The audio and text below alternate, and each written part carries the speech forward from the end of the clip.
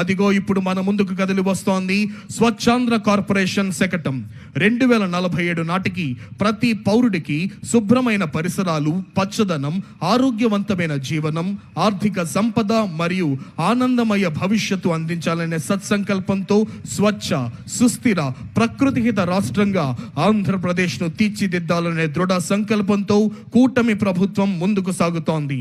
Swarnandhra vision 2047లోని 9వ స్తంభమైన స్వచ్ఛ ఆంధ్ర భావన ఆధారంగా రాష్ట్రాన్ని శుభ్రమైన, హరితమైన, ఆరోగ్యకరమైన రాష్ట్రంగా అభివృద్ధి చేస్తోంది రాష్ట్ర ప్రభుత్వం. ఇప్పుడు మన ముందుకు కదిలి వస్తోంది పంచాయతీరాజ్ మరియు గ్రామీణాభివృద్ధి శాఖ శకటం స్వర్ణ పంచాయతీ, స్వచ్ఛ పంచాయతీ.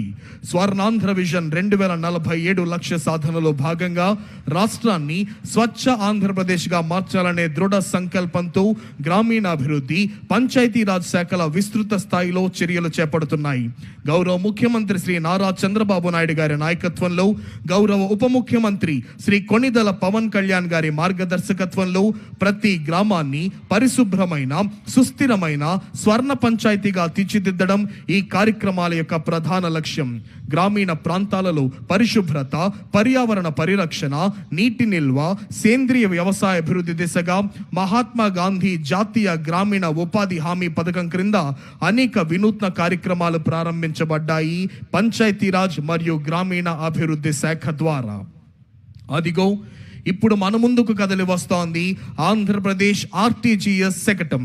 ఆంధ్రప్రదేశ్ రాష్ట్రం భవిష్యత్తు వైపు ధైర్యంగా అడుగులు వేస్తూ డీప్ టెక్నాలజీలను వినియోగించి పరిపాలన, సేవల అందచేత ప్రజల దైనందిన జీవితాన్ని రూపాంతరం చేస్తోంది.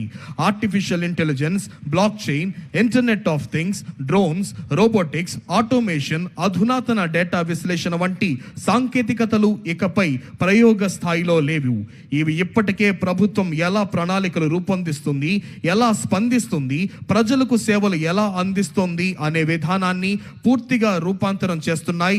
ఈ మార్పు వెనుక ఉన్న ప్రధాన ఆలోచన డేటా ఇంటెలిజెన్స్, ఆటోమేషన్ ద్వారా వేగవంతమైన, పారదర్శకమైన, సమర్థమైన పరిపాలన.